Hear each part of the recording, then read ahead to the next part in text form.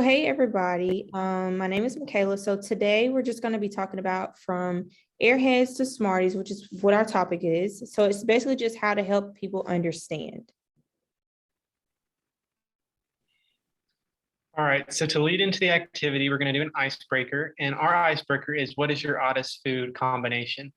My name's Peyton, and my favorite odd food combination is lining up a bunch of different sauces, so like ranch, ketchup, honey mustard, barbecue, for my chicken nuggets or fries.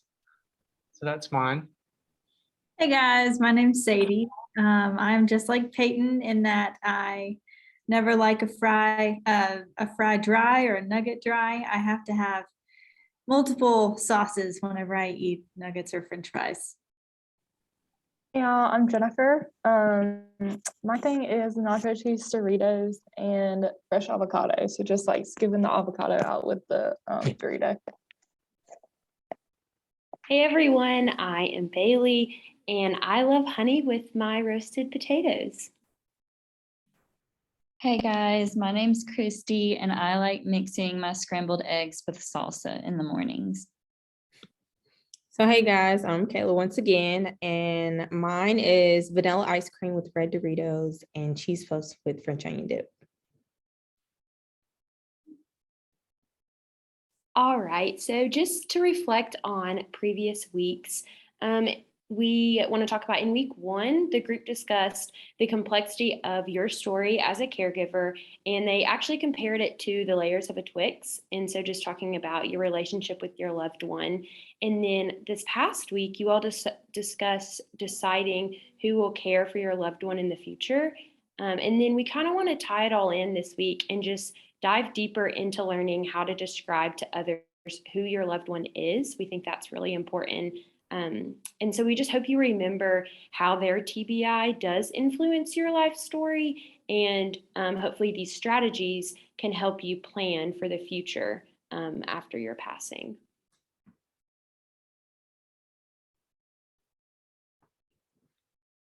So building off of Bailey, I'm going to introduce the topic for this week and what our activity is going to be. So many people, such as distant family members, or they could even be close family members, friends, siblings, or even strangers, don't always know or understand what a traumatic brain injury is or the effects that it has on your life as a caregiver. Because they don't understand, they often don't know how to help or talk to you about it, even if they do want to reach out. And sometimes they don't know how to ask you about it either, or what to ask about it. So the activity that we're going to do today, which is traumatic brain injury bingo, will allow us all to learn facts about traumatic brain injuries that will help you guys as caregivers explain what they are to people when they ask. So that, referring back to our topic, we're helping others go from Airheads to Smarties. Hey everybody, so I'm just going to be explaining our activity for the day. And so to start off with, we're going to play brain injury bingo. And so what you'll need is you'll need your bingo card. It's a 4x4 squares, and it should have the numbers 1 through 16 on it. And then you'll have a TBI fact sheet with numbers and facts that correspond. And so one of the OT students will be calling out those numbers and those facts, and you'll just mark them off on your bingo sheet as we go. And when you get 4 in a row, just like in normal bingo, instead of yelling out bingo, you're going to yell out Smarties. And then you can just, play again by taking the little chips or whatever off of your bingo card. And then one small other little thing that I wanted to mention is that y'all may have noticed that we don't have a free space on our bingo cards today. And we kind of did that on purpose because it's important when you're sharing information with somebody who's unfamiliar with traumatic brain injuries that we give them a free space. And so, in other words, we should try to be kind to them and just give them grace while also correcting them if they say something that's not true about brain injuries, and educating them about individuals with TBI, including our loved ones. Okay, so today, this is just gonna be our injury fact sheet. So me and Peyton will actually just be going through and reading them. And then on the next slide, we have an actual picture of the bingo card itself. So we're actually just gonna go through and just read off them and then kind of talk about some of them. And yeah, so for the first one, so a person with a brain injury is a person first. And I truly feel like that is so important. And honestly, that is why we also did put it as number one. Number 2 is no two brain injuries are exactly the same. Again, very important to recognize, as my loved one with a TBI might be different from your loved one with a TBI, and so forth. So number 3 is a person of any age can experience a TBI. And when we were doing these fact sheets, I did not know that. I honestly thought that, maybe older people experience a TBI, but they honestly can start as early as a newborn.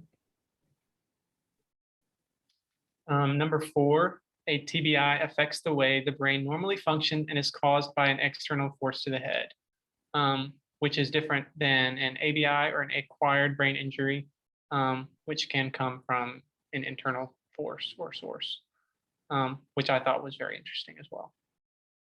Okay, so number 5 is a brain injury is sometimes described as a brain concussion. Number 6, a brain injuries are complex and vary from person to person. Again, nobody with the TBI is going to look exactly like somebody else with the TBI.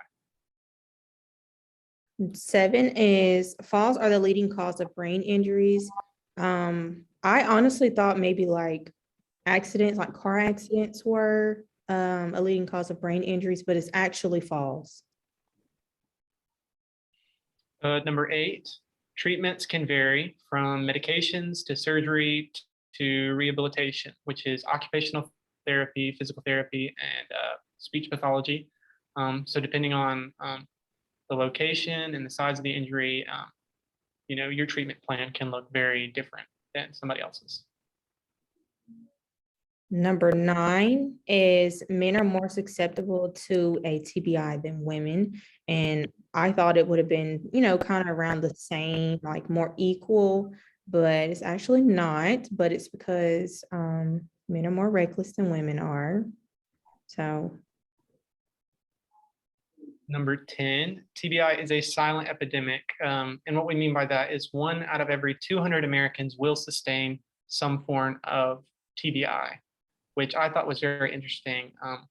It's a good bit of people that have a TBI, and for Americans not to know a lot about it. So 11 is the highest risk is associated among adolescents, young adults, and persons older than 75 years old. So that one actually goes back to one of the ones earlier. So number 3. So basically, like any person can experience a TBI. So that one basically just covered, like the highest risk is associated among all of those ages, and it's not just a particular age. Number 12, brain injuries can impact communication and speech, sensory changes such as vision, hearing, smell, and physical complications such as balance and seizures. So again, those are all sort of different symptoms you can have after sustaining a TBI. And again, no person's symptoms are going to look the same. So number 13, those who acquire a brain injury are more at risk for psychiatric disorders and decreased mental health. And that's because like so much has affected the brain to where other things may happen and can cause a person to have more, a different disorder or some type of mental health. Number 14 is damage to the front of the brain can affect an individual's behavior. Specifically their personality, memory, judgment, and self-control. So the front of your brain, that's the frontal lobe, and a lot of these behaviors and executive functions come from that part of the brain. Okay, 15 is the consequences of TBIs are considered an invisible disability because they can occur in daily life, but the person may not outwardly appear to have a disability. And this honestly goes for a lot of disabilities and not just a TBI, because I mean, you could see somebody walking or you have a conversation with them and you would never know that they have some type of disability. So that's why we call it an invisible disability, because you honestly will never know.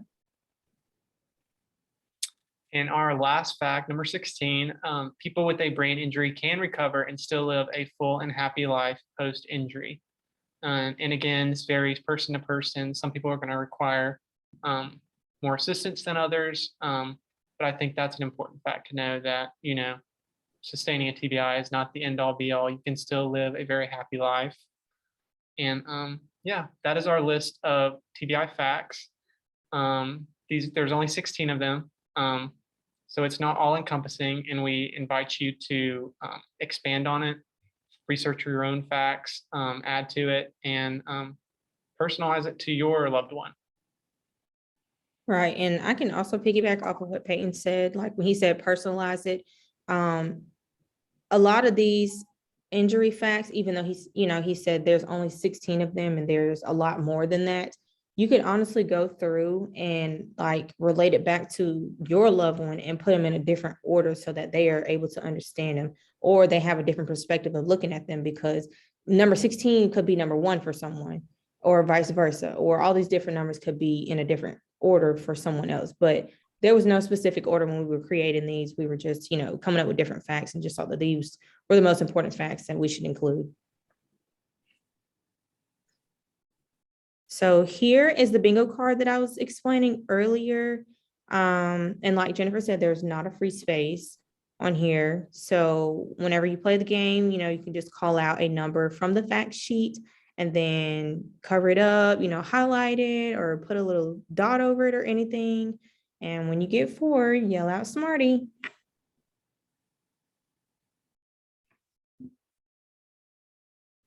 All right, everyone. Thank you for joining us as we discuss some TBI facts. I hope that the information that we provided is helpful, and you've taken away something from our lesson, Airheads to Smarties. And our takeaway message is that explaining a TBI to someone who's not familiar with the disability can be difficult and sometimes challenging and intimidating to do if you don't have the right information or you're not prepared. So from this game, we challenge you to find new ways to explain a TBI to others using simplified language and even language that is more appropriate for that individual and your loved one. So we just encourage you to do more research and try to find ways to be more prepared.